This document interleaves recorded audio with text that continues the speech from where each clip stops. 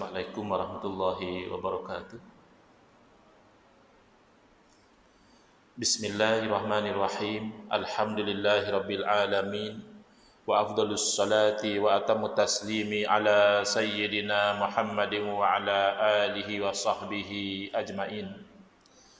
Rabbi shrah li sadri wa yassir li amri wahlul 'uqdatam min lisani yafqahu qawli. Subhanaka la ilma lana illa ma 'allamtana innaka antal alimul hakim. Allahumma akhrijna min zulumatil wahmi wa akrimna binuril fahmi waftah alaina bima'rifatil ilmi wa sahhil akhlaqana bil hilm waj'alna mimman yastami'una al-qawla fayattabi'una ahsanah. Allahumma ati nufusana taqwaha wa zakkiha anta khairu man zakkaha anta waliyuha wa maulaha. Allahumma arinal haqqa haqqan warzuqna ittiba'ah wa arinal batila batilan warzuqna ijtinabah. Allahumma anfa'na bima 'allamtana wa 'allimna ma yanfa'una wa zidna ilman wa huda. Amma ba'd.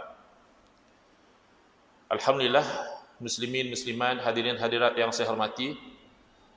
Syukur kehadirat Allah SWT pada malam ini insya-Allah kita akan menyambung pengajian kuliah Maghrib bulanan hari Ahad yang keempat, anjuran Masjid Al-Akram Datuk Keramat, menggunakan kitab Nurul Huda, Cahaya Hidayah, yang disusun oleh guru saya Al-Fadil Ustaz Haji Adnan bin Haji Muhammad Samman hafizahullahu wa ta'ala wa nafa'ana bihi wa bi ulumihi fid dharaini amin. Yang mana beliau mensyarahkan kitab yang ditulis oleh ayahanda beliau dan juga guru saya almarhum Tuan Guru Haji Muhammad Samman Kati rahimahullah ta'ala wa nafa'ana bihi wa bi ulumihi fid dharaini amin, iaitu kitab Masailut Tauhid, masalah-masalah, persoalan-persoalan yang berkaitan tentang ilmu tauhid. Saya dimaklumkan guru saya Al-Fadhil Ustaz Haji Adnan hari ini dimasukkan ke hospital, Columbia Hospital di Taiping, kerana keadaan kesihatan yang kurang bagus. Jadi mohon jemaah sama-sama mendoakan moga-moga Allah Ta'ala mengurniakan kebaikan, keafiatan dan kesihatan kepada beliau. Jadi kita pergi ke muka surat 14.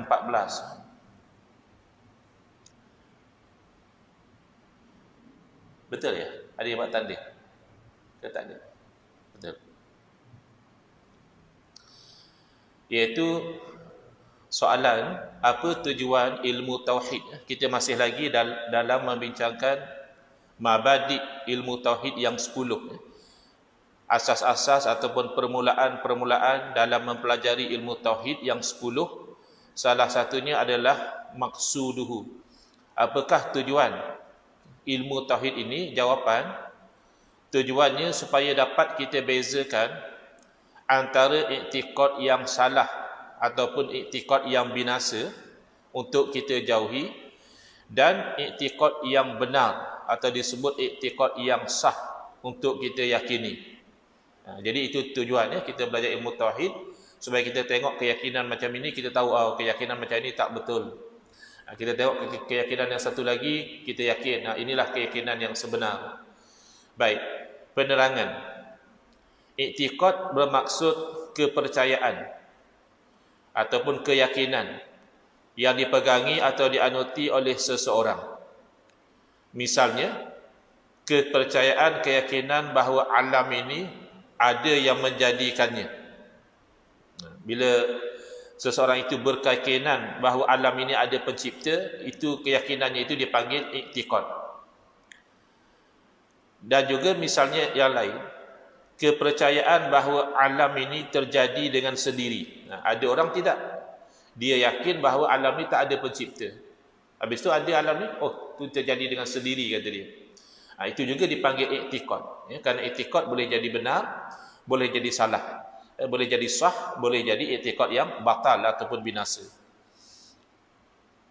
Atau kepercayaan bahawa sesuatu itu boleh memberi kesan ke atas sesuatu yang lainnya dan sebagainya.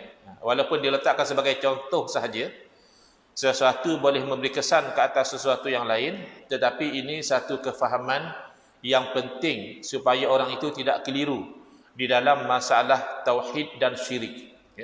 Ada orang keliru masalah tauhid dan syirik ini puncanya di sini. Dia tidak tahu yang memberi kesan itu sebenarnya siapa, dan dia keliru antara sebab dan juga hakikat. Itu yang biasanya orang confuse bab tauhid dan syirik. Soalan, yang mana i'tiqad yang sah, yang benar, dan mana yang binasa?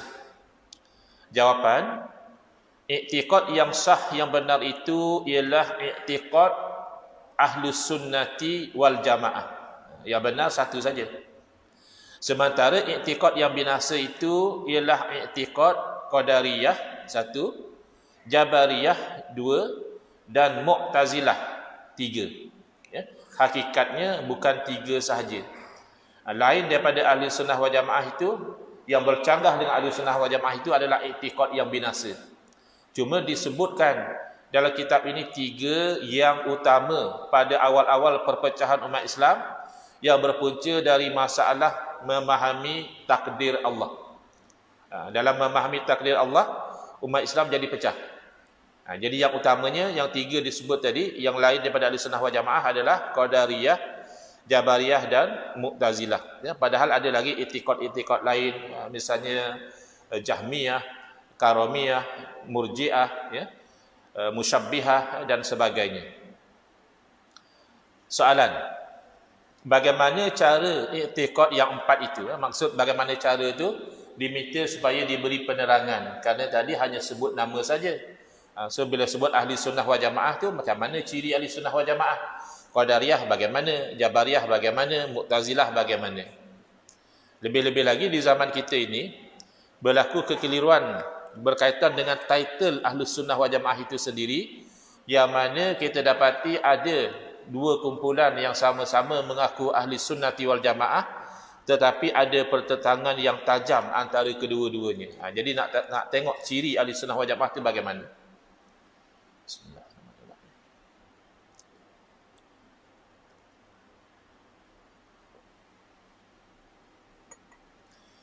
Jawapan.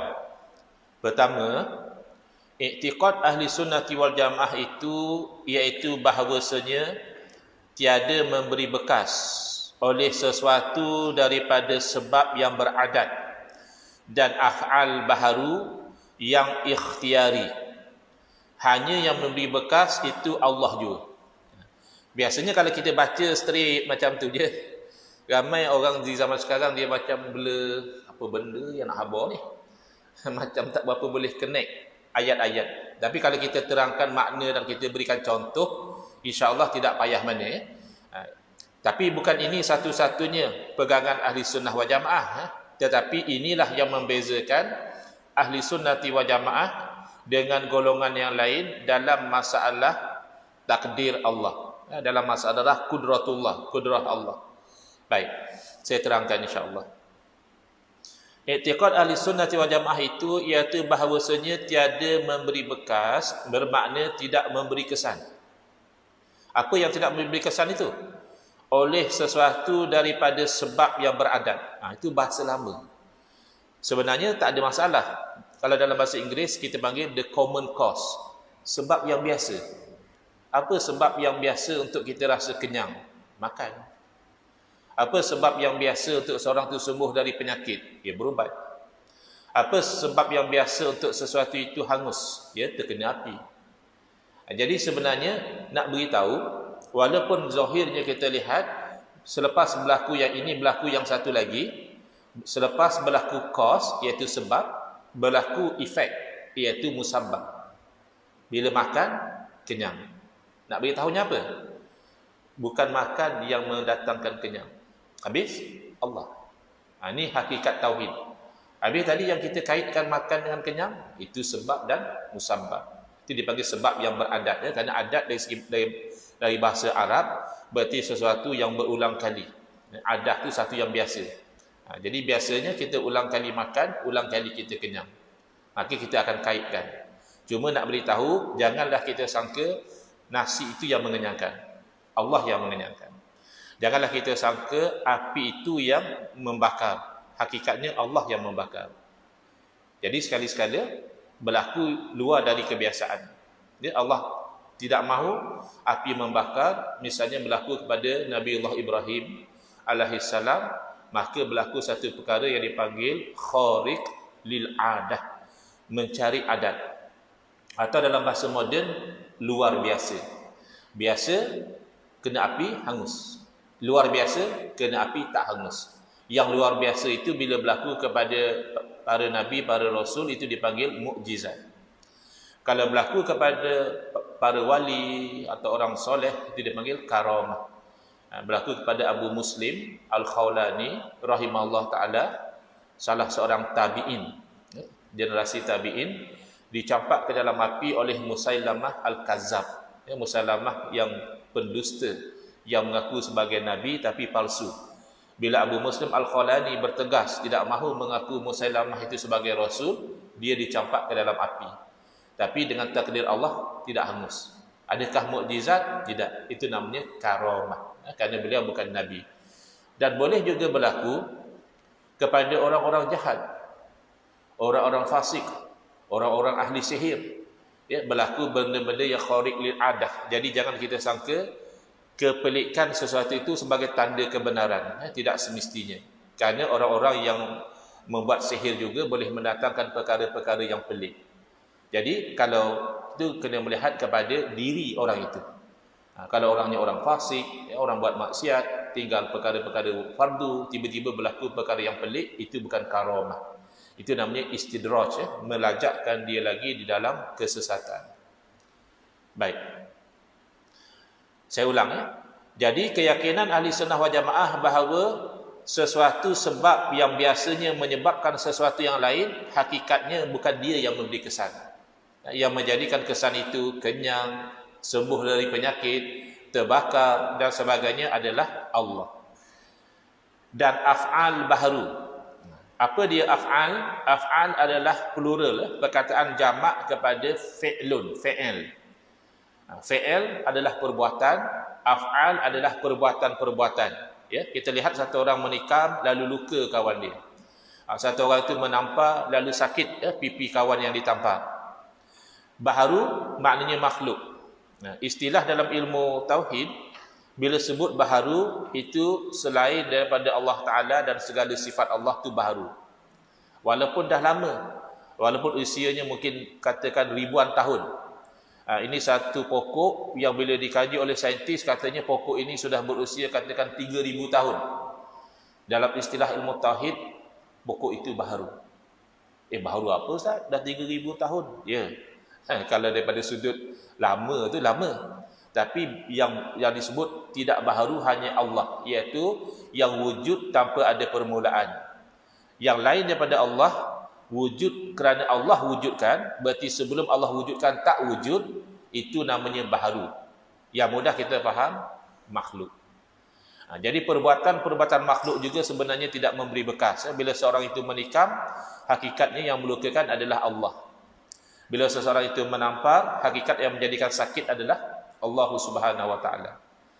Kalau macam itu, satu orang yang menikam orang boleh terlepaslah dalam mahkamah.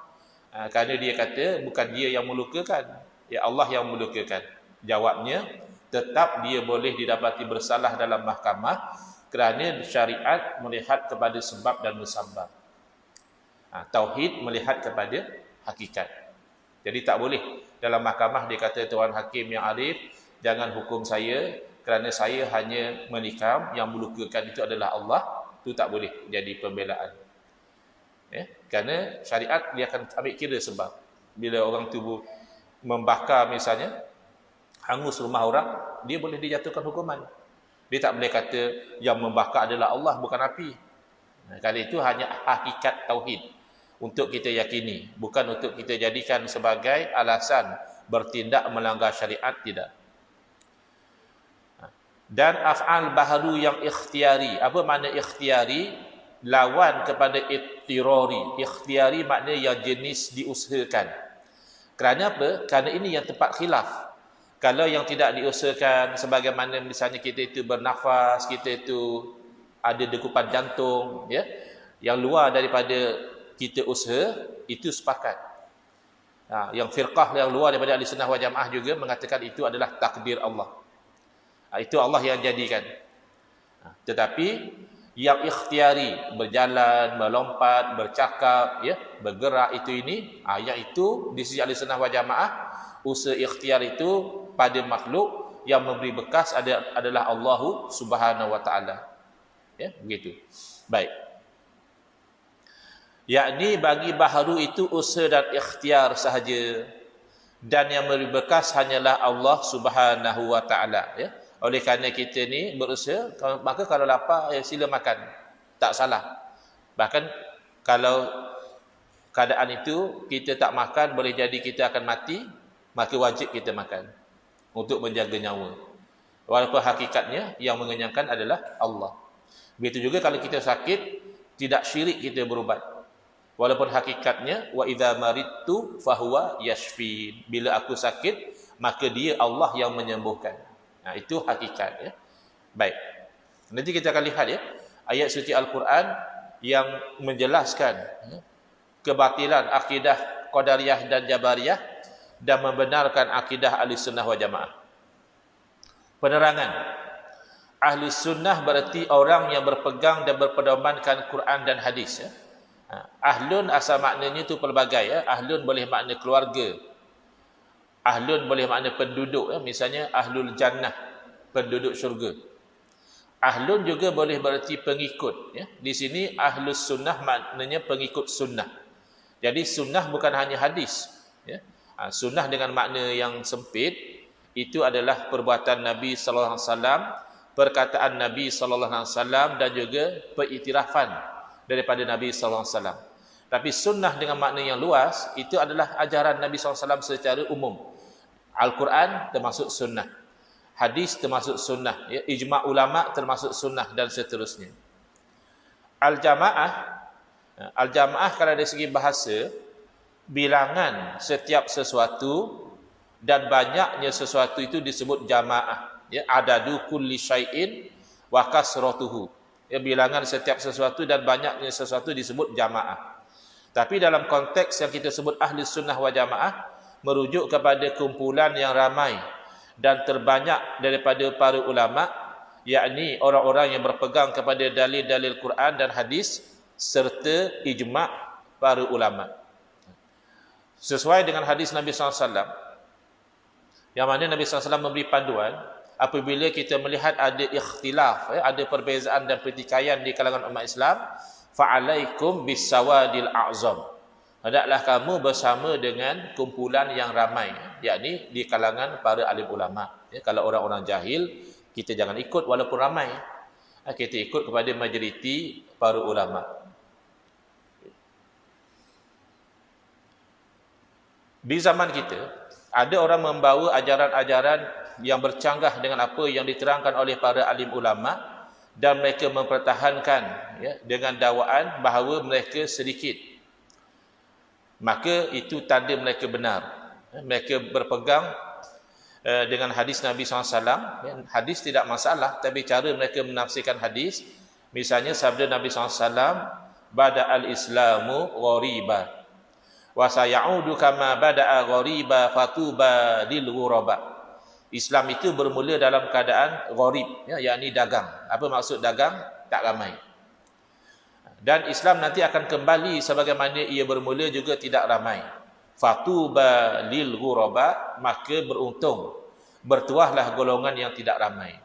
Jadi dengan alasan itu kata dia, oleh kerana kami ni tak ramai, itu tanda kami itu betul. Jadi ini salah tafsir kepada hadis Nabi sallallahu alaihi wasallam. Hadis Nabi bukan bermaksud, ya, kalau kita sedikit kita benar. Itu bermaksud bahawa Islam di akhir-akhir zaman nanti akan menjadi seperti sedikit. Kalau ramai sekalipun akan ditindas, ya, oleh umat yang lain. Kan Nabi SAW sebut dalam hadis, kamu ramai tapi ramainya kamu itu seumpama buih di lautan, ya, tidak ada kekuatan. Jadi seakannya sedikit juga.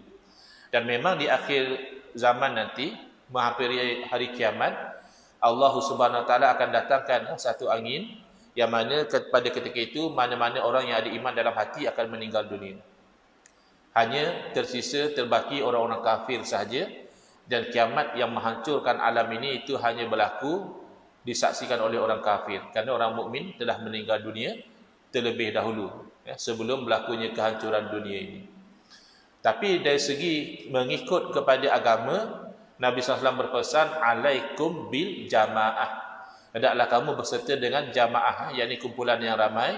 Wa iyyakum wal furqah, ada dalam hadis di muka surat seterusnya itu. Dan jauhilah oleh kamu pecahan-pecahan. Fa inna syaitana ma'al wahid, kerana sesungguhnya syaitan berserta dengan orang yang berseorangan. Ada sambungannya lagi, wa huwa minal isnaini ab'ad, dan syaitan kalau dengan berdua dia agak jauh. Kenapa kalau seorang diri syaitan hampir? Kerana seorang diri itu dia mudah terkeliru. Ada satu masa dahulu seorang pesara guru dalam mungkin 3-4 tahun yang lalu ditangkap oleh polis cawangan I8, counter terrorism. Kerana apa? Kerana didapati bekas cikgu ini dia menyokong dan terpengaruh dengan ISIS ataupun Daesh, kumpulan teroris. Jadi ikut data yang diperolehi oleh pihak keselamatan, bekas cikgu ini dia suka baca buku-buku agama, beli buku-buku agama, tapi tak ada guru. Mana dia seorang-seorang, baca sendiri, tafsir sendiri, faham sendiri, akhirnya terbabas. Kalau dengan yang berdua lebih jauh, kerana kalau berdua mungkin boleh diperingatkan, dia sangka begini, lalu kawan dia tegur, tak, bukan macam tu maksud ustaz, yang saya faham macam ni, oh betul juga. Kan susah sikit. Apatah lagi syaitan dengan kesepakatan ulama, ribuan ulama sudah berpegang dengan satu pegangan, maka tentu syaitan lebih jauh daripada para ulama. Jadi misalnya dalam Al-Quran ada termaktub, lihat muka surat 15, Suratul Anfal ayat 17. Wa ma ramaita idh ramaita walakinnallaha rama. Daripada ayat Al-Quran inilah Ahli Sunnah wal Jamaah berpegang dan menolak fahaman Qadariyah dan Jabariyah. Kalau Qadariyah, mereka menafikan takdir Allah pada perbuatan manusia. Mereka hanya kata Allah ciptakan manusia, tapi perbuatan manusia itu bukan Allah ciptakan. Sehingga Qadariyah mendakwa begini. Kata mereka, Allah pun tak tahu apa yang satu orang manusia itu nak buat, sehinggalah manusia itu buat, baru Allah tahu. Jadi akidah macam ini jelas menyeleweng daripada Quran dan Sunnah. Lihat Quran kata apa? Wa ma ramaita, bukan kamu yang melontar. Jadi Allah nafikan bahawa manusia itu membuat sendiri perbuatan dia, bukan kamu. Dalam masa yang sama, Al-Quran juga menolak akidah Jabariyah. Nanti kita akan lihat ya. Jabariyah ni, kalau Qadariyah menafikan takdir, Jabariyah sebaliknya. Mereka terima takdir, akan tetapi menyalahkan takdir. Misalnya kalau dia tidak sembahyang, dia kata, nak buat macam mana? Allah dah takdirkan saya tak sembahyang. Kalau dia berjudi pun sama. Kata dia, Allah dah takdirkan dia berjudi. Agak-agaknya orang Jabariyah ni, kalau ada orang yang garam, tampar dia, agak dia komplain tak? Mestilah komplain. Mana ada orang kena tampar relax je. Mesti dia komplain. Jadi kalau selepas dia ditampar dan dia komplain, apa kata orang yang menampar tu jawab kepada dia? Buat apa kamu komplain? Ya Allah dah takdirkan saya tampar kamu. Kan dia tak boleh terima. Atau orang Jabariyah bila didakwa di mahkamah kerana kesalahan dia mencuri misalnya, dia sabit kesalahan, lalu dia kata kepada hakim, dia kata yang Arif tidak boleh jatuhkan hukuman kepada saya kerana Allah yang takdirkan saya mencuri. Jadi kalau yang Arif hakim belajar tauhid akidah Ahlussunnah wal Jamaah, ya teruskan saja. Hakim jatuhkan hukuman, lalu hakim beritahu kepada orang Jabariyah tadi, terima sajalah kerana Allah takdirkan saya itu jatuhkan hukuman kepada kamu. Kan tak selesai. Jadi Jabariyah dia menolak usaha ikhtiar. Kata dia manusia ni tak ada apa-apa, macam bulu saja ditiup oleh angin. Lalu tengok Quran menafikan Jabariyah, id ramaita, ketika mana kamu melontar. Jadi Allah mengisbatkan perbuatan itu kepada makhluk. Hakikatnya apa?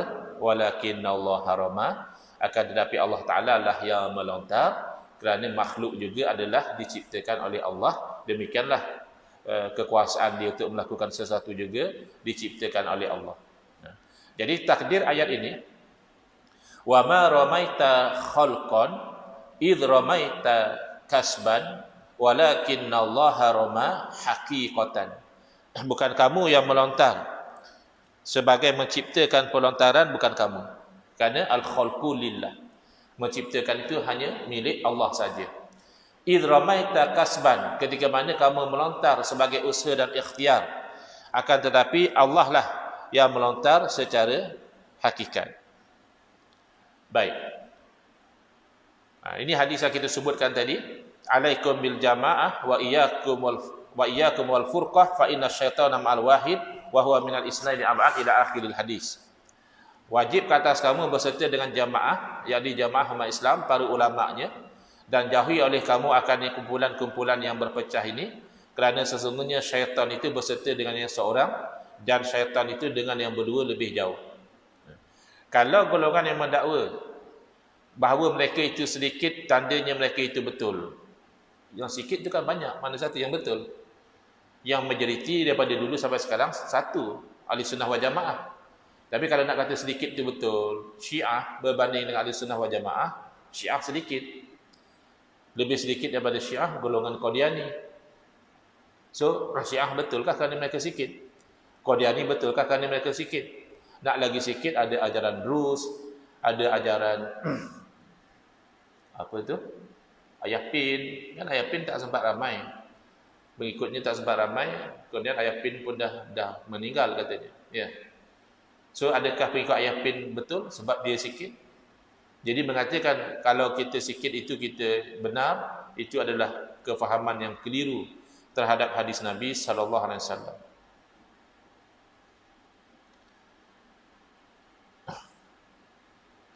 Yang kedua, di muka surat 16, i'tiqad qadariyah itu iaitu bahawasanya baharu makhluk dan kainat memberi bekas dengan tabiatnya. Maknanya apa? Nasi mengenyangkan dengan tabiat nasi. Bukan Allah yang mengenyangkan, memang nasi itu tabiatnya mengenyangkan. Api membakar dengan tabiatnya, bukan Allah yang menjadikan terbakar, memang tabiat api membakar. Jadi i'tiqad sebagai qadariyah ini tiada khilaf ulama tentang kufurnya. Ya, na'udzubillah, yang berakidah sebegini ulama tidak khilaf. Sepakat ulama mengatakan jadi kafir. Kerana apa? Kerana menolak kudrah dan ilmu Allah.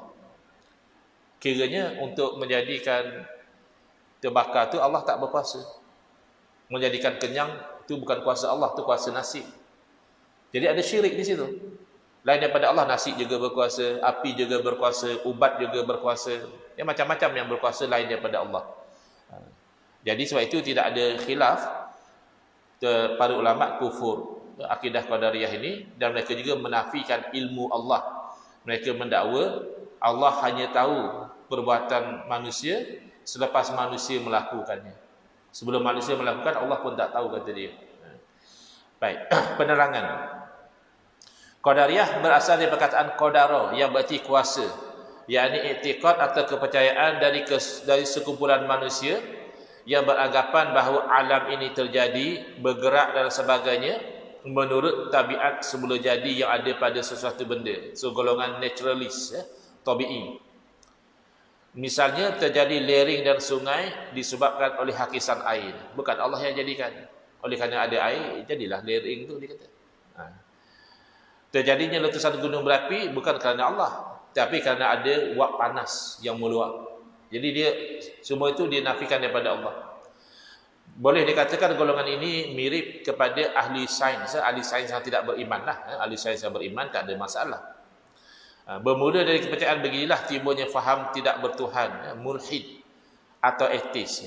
Walaupun qadariyah ni dia masih menerima Tuhan, tapi dia sudah mula nafikan kuasa Tuhan pada banyak perkara. Bimbang nanti lama kelamaan menafikan Tuhan terus, ya, iaitu ateis ataupun golongan free thinker. Lalu berpendapat bahawa alam ini terjadi sendiri, tidak mempercayai adanya ketentuan qada dan qadar dari Allah Taala. Sabda Nabi sallallahu alaihi wasallam tentang golongan ini, inna majusa hadhil ummati al-mukadzibuna bi aqdarillah. Dalam hadis ni pun sudah ada indikasi kalau orang Qadariyah ni terkeluar dari Islam. Nabi SAW melabelkan mereka majusi umat ini. Ada orang zaman sekarang sensitif dengan label. Dia kata, apalah ustaz ni suka melabel. Melabel tu bagus. Yang tak bagus salah label. Labeling is good. Mislabeling yang tak bagus. Contoh ya, kita masuk dalam kedai nak beli sardin misalnya. Tengok dalam kedai banyak tin macam-macam tapi tak ada label. Jenuhlah kita. Mana satu sardin, mana satu bilis, mana satu sotong. Ya. Yang tak bagus adalah mislabeling. Kita tengok dia tulis sardin. Kita bawa balik ke rumah, buka-buka lah bilis rupanya. Aku nak beli sardin. Mislabeling tak bagus. Tapi kalau labeling, Nabi SAW sendiri melabel. Tapi label yang tepat, iaitu Nabi SAW melabelkan majusi umat ini adalah golongan yang berdustakan takdir Allah. Dan indikasi mereka ini terkeluar dari Islam, Nabi SAW bersabda lagi, in maridu fala ta'uduhum. Sekiranya mereka sakit, jangan ziarahi mereka. Padahal kalau Islam kan sakit kita kena ziarahi, ya. Wa in matu fala tashhaduhum. Kalau mereka meninggal dunia, jangan pergi menguruskan jenazah dia. Kan kalau orang Islam meninggal kita kena urus, itu fardu kifayah. Wa in laqitumuhum fala tusallimu alaihim. Kalau kamu berjumpa dengan golongan ini, jangan beri salam kepada mereka. Padahal ini juga hak seorang Muslim kepada Muslim yang lain, bila berjumpa itu kan bagi salam, jawab salam. Tiba-tiba Nabi SAW tak beri. Kita itu bagi salam, ini indikasi kalau golongan Qadariyah ini, akidah mereka adalah akidah yang kufur, ya, terkeluar dari Islam. Yang ketiga adalah i'tiqad Jabariyah. Jabariyah asalnya okey. Asal okey, iaitu dia menerima takdir Allah. Dia menerima baik atau buruk daripada Allah. Setakat itu okey. Patuh ahli sunnah wal jamaah. Tapi lepas itu dia melarat. Dia kata hanya Allah semuanya, tak ada usaha ikhtiar, ya. Usaha ikhtiar tu Allah, ya. Memberi bekas pun Allah juga. Maknanya bukan dia makan, Allah yang makan. Bukan dia minum arak, Allah yang minum arak tadi. Semua Allah belaka. Kita ahli sunnah tidak. Usaha ikhtiar tu kamu yang buat. Tapi yang memberi bekas adalah Allah Subhanahu Wa Taala. Tapi Jabariyah ini dia sampai ke tahap menyalahkan takdir. Ini juga akidah yang bid'ah, ya, walaupun tidak sampai kepada kufur, tapi ini akidah yang bid'ah, maka pelakunya itu berdosa, wajib bertaubat kembali kepada ahli sunnah wal jamaah. Penerangan nyata salah dan silap mereka ini bukan kerana menerima takdir, ya, yang itu betul, tetapi kerana menafikan usaha dan ikhtiar dari pihak makhluk. Padahal usaha itu sabit daripada pihak makhluk. Kerana usaha itu bererti perlakuan dan kerja buat. Begitu juga ikhtiar bererti memilih. Sudah tentu setiap orang ada pilihannya sendiri di dalam satu-satu perkara atau pekerjaan. Ini terbukti pula daripada firman Allah, ya. Kerana tauhid ini selain daripada dalil akli, ya, akal yang sihat menunjukkan kepada sesuatu kebenaran, demikian juga terbina di atas dalil Quran dan hadis. Quran sendiri menetapkan usaha ikhtiar dari manusia. Allah Ta'ala berfirman dalam surah Ar-Rum ayat 41, Zaharal fasadu fil barri wal bahri bima kasabat aydin nas. Allah Ta'ala menisbahkan kepada manusia, telah zahir kerosakan di daratan dan juga di lautan dengan apa yang diusahakan oleh tangan-tangan manusia. Jadi kalau menafikan usaha ikhtiar, itu bercanggah dengan ayat Al-Quran. Ayat Al-Quran sendiri menetapkan Al-Kasbu, usaha bagi manusia. Dimisalkan lagi, manusia yang sedang menghadapi satu hidangan, barang sudah pasti ianya berusaha menghulurkan tangannya untuk mencapai makanan, dan menyuapkannya ke dalam mulutnya dan memilih lauk kegemarannya. Hak ni Jabariyah, dia tak ingat dah akidah dia. Dia ingat akidah Jabariyah dia tu, time dia tak semayang, dia kata Allah dah takdirkan dia tak semayang. Time dia berjudi, dia kata nak macam mana? Memang Allah takdirkan saya dia berjudi. Time dia lapar, dia ingat. Kelang kabut cari makan, cari tu, pilih lauk ni, pilih lauk sana. Kenapa tak kata Allah dah takdirkan saya lapar? Kenapa susah-susah cari makan? Jadi ini akidah yang tak betul ya. Jadi dia akan pilih. Tapi tentulah ada ketentuan Allah di situ. Nanti Allah menentukan sama ada makanan yang dia pilih itu masuk ke mulutnya atau jatuh ke lantai. Apa yang dipilih olehnya dapat ke tangannya atau dapat ke tangan orang lain. Tengoklah ni. Dekat-dekat Nabi Adu ni kita ambil lah iktibar akidah juga. Jangan tengok politiknya saja. Kan ramai orang memilih nak jadi menteri. Kadang-kadang terlepas ke tangan orang lain. Yang berusaha nak jadi Perdana Menteri bertahun-tahun dah dapat ke orang lain. Kita nak tengok daripada sudut akidahnya, dia usaha ikhtiar dengan kempennya, dengan cyber troopingnya dan bagai-bagailah. Tiba-tiba Allah yang menentukan. Lalu kita kembali pada hakikat, Allahumma malikal mulki tu'til mulka man tasha. Ya Allah, engkau lah yang memiliki kerajaan, engkau memberi kerajaan kepada siapa yang kau kehendaki. Wa tanzi'ul mulka mimman tasha. Dan engkau nanti akan sentak tarik kerajaan daripada siapa yang kau kehendaki. Jadi usaha silakan, usaha, tapi nanti jangan sampai tidak redha dengan takdir Allah Subhanahu wa taala. Dan usaha juga jangan sampai melanggar syariat Allah dengan memfitnah, menzalimi dan sebagainya. Baik, wallahu alam. Nanti kita akan sambung lagi dengan peringatan bahayanya pahaman Jabariyah ini akan merosakkan agama. Bismillahirrahmanirrahim. Alhamdulillahirabbil alamin. Wassalatu wassalamu ala asyrafil anbiya'i wal mursalin wa ala alihi wa sahbihi ajmain. Allahumma shrah sudurana wa ahsin akhlaqana wa azim ujurana wa nawwir qulubana bi nuri hidayatika kama nawtar arda bi nuri syamsika abadan abada bi rahmatika ya arhamar rahimin. Walhamdulillahirabbil alamin. Amin ya rabbal alamin wal afu minkum.